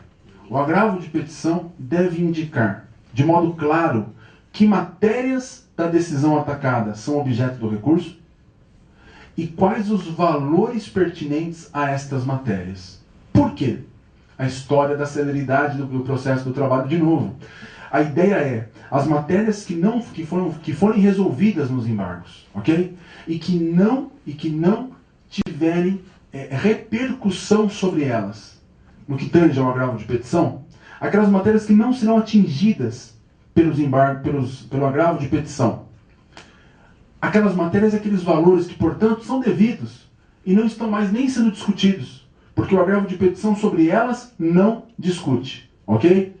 Essas matérias podem já ter a execução prosseguida. Prossegue-se a execução no que tange essas matérias. Naquilo que foi objeto do agravo de petição, aí não. Aí há uma espera, um compasso de espera para ver o que vai ser resolvido pelo tribunal. Notem, é possível esse compasso de espera. Até porque é importante lembrar que os embargos à execução suspendem a execução naquilo que for objeto de embargos. Suspendem a execução. E essa suspensão pode se manter mesmo na fase recursal do agravo de petição. Quanto a quê? A matérias e valores objetos do recurso. Aquilo que o recurso não alcançar, a execução continua. Beleza? Então, muito importante.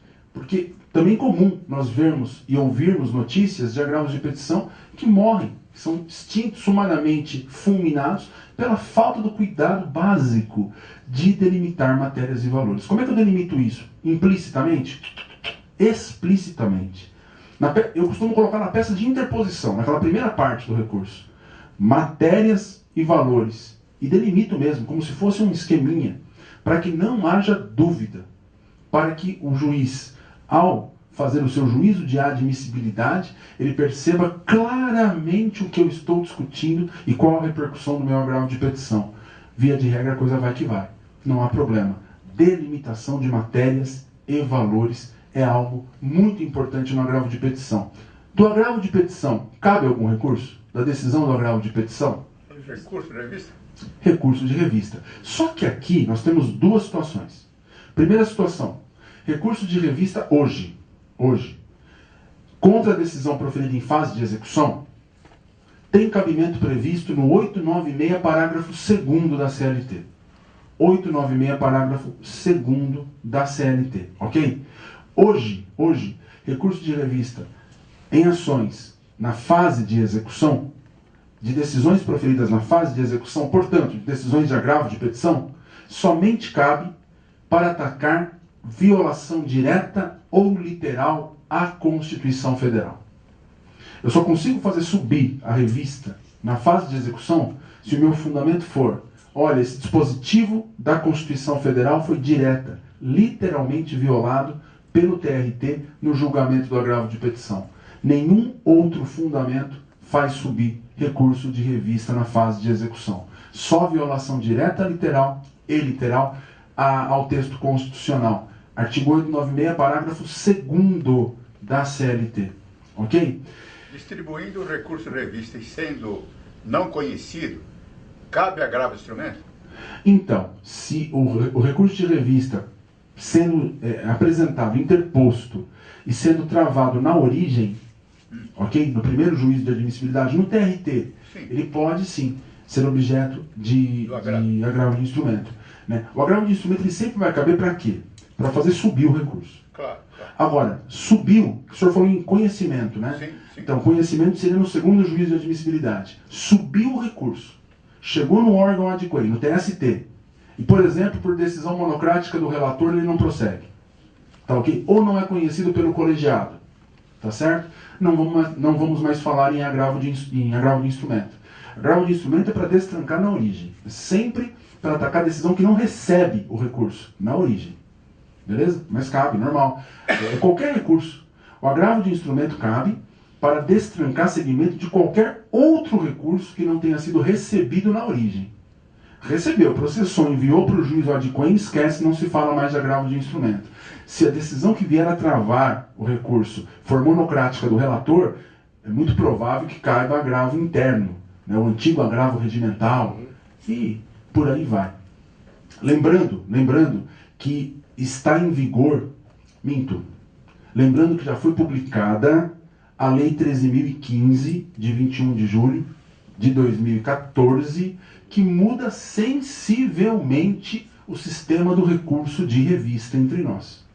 sensivelmente. Muda um pouco os embargos no TST, traz novidades para o agravo de instrumento, traz novidades não, mas incorpora algumas realidades que nós já conhecemos, a legislação trabalhista, a CLT, quanto aos embargos de declaração, mas inova profundamente no que tange ao recurso de revista, introduzindo figuras como recurso de revista repetitivo, né? Introduzindo um sistema que fomenta, que impõe muitas vezes a uniformização de jurisprudência dos TRTs, e aqui eu vou dar um toque para os colegas que estão presentes e para aqueles que nos acompanham.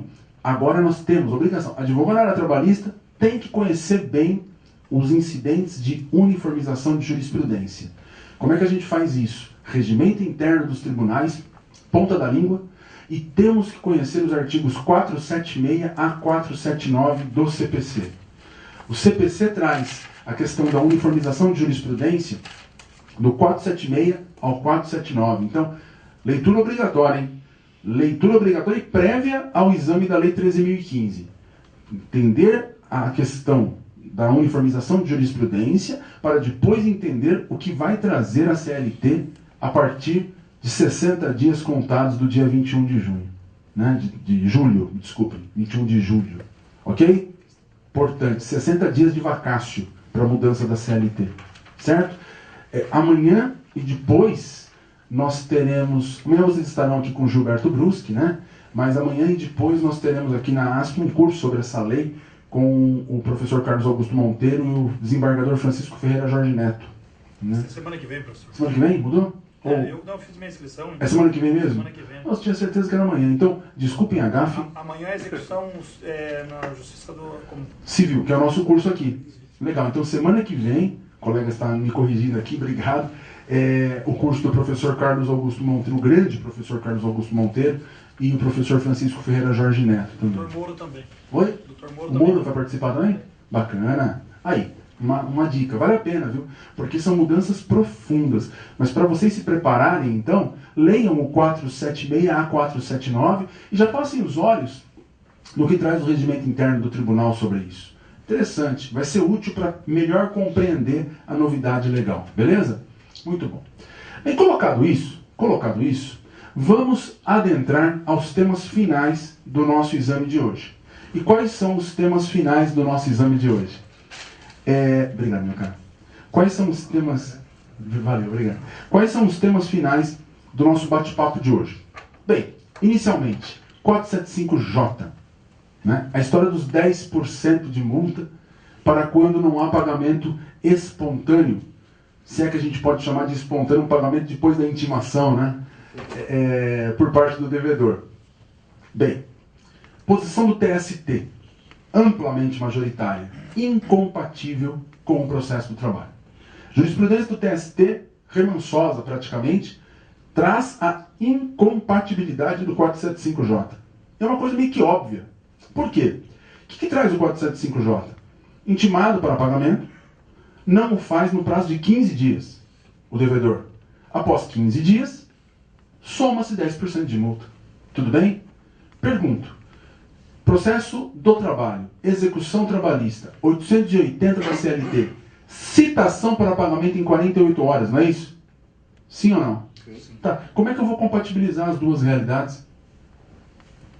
Lá, a multa só vem depois de 15 dias. Como que eu posso colocar 15 dias dentro de 48 horas? Aí a gente começa a encontrar algumas preciosidades. Tipo, o juiz vem e fala assim, intima a pagar em 15 dias sob pena da multa. Aí se não pagou em 15 dias, ele soma a multa e aí sai a citação já com a multa. Da onde que surgiu isso? A aplicação subsidiária da lei significa você pegar uma parte lacunosa do procedimento e trazer algo que se encaixe ali perfeitamente, advindo de outra lei, tudo bem. Não você pegar duas leis e criar uma terceira. Não é assim. Ah, mas é importante porque a multa, ela torna mais cara a execução e incentiva o devedor a pagar. Tá, tudo bem. Não vamos discutir isso, é verdade.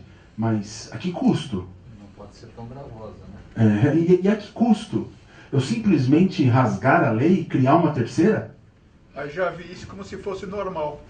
Mas, É incrível. E acontece, a gente fica até pasmo às vezes. Já vi isso. Né? Outra, eu já cheguei a ver, pague em 48 horas sob pena da multa. Peraí, mas eu pego, aplico o 405J, diminuindo o prazo de 15 dias para 2 para 48 horas? Então, tem situações, são vários outros exemplos, né? Nós encontramos uma busca de aplicação em primeiro grau, via de regra do 475J.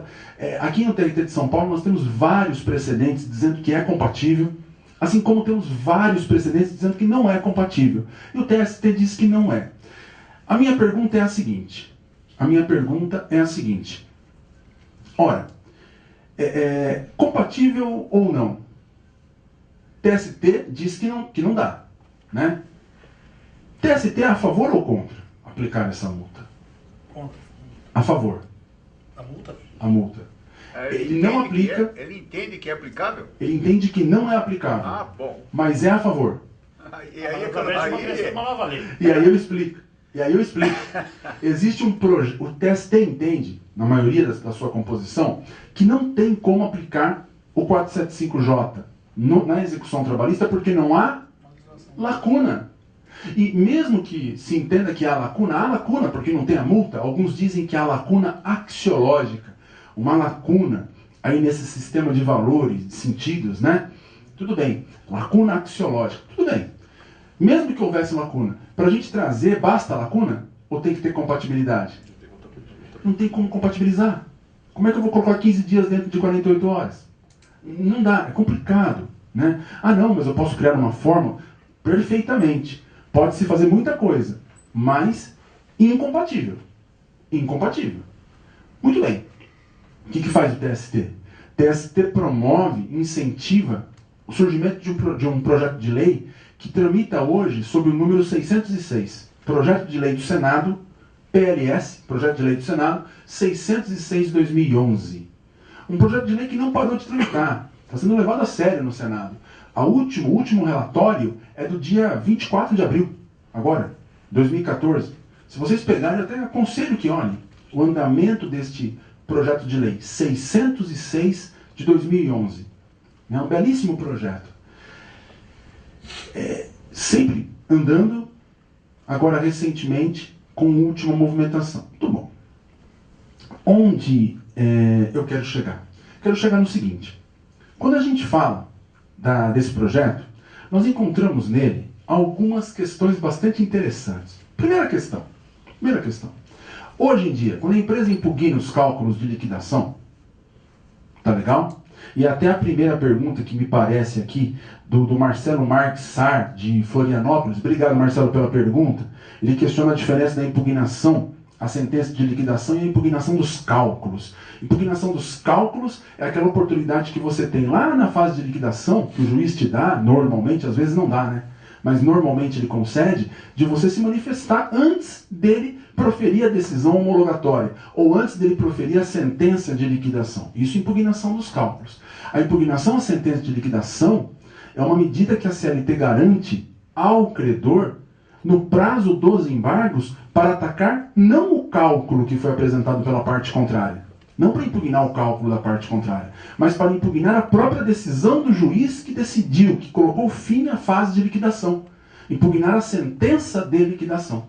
Ok?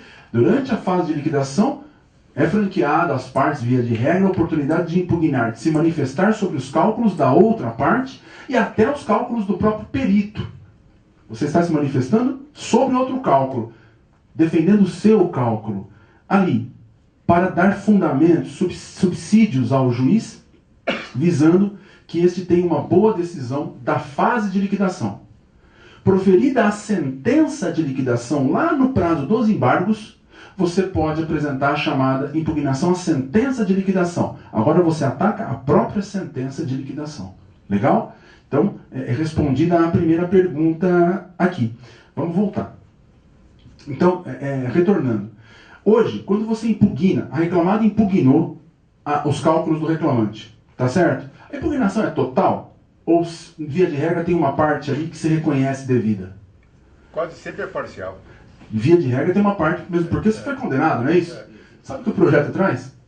Que, olha só, quando a empresa impugnar o valor, o cálculo do reclamante, por exemplo, ela vai ter que, no mesmo ato, já depositar a parte em controvérsia, sob pena de multa de 10%. Aí os 10%. Sob pena de multa, olha só, primeira multa já, sob pena de multa de 10%. Legal? Uma novidade. Quer outra? Lá na frente, não vai ter mais citação para pagamento. Sabe por quê?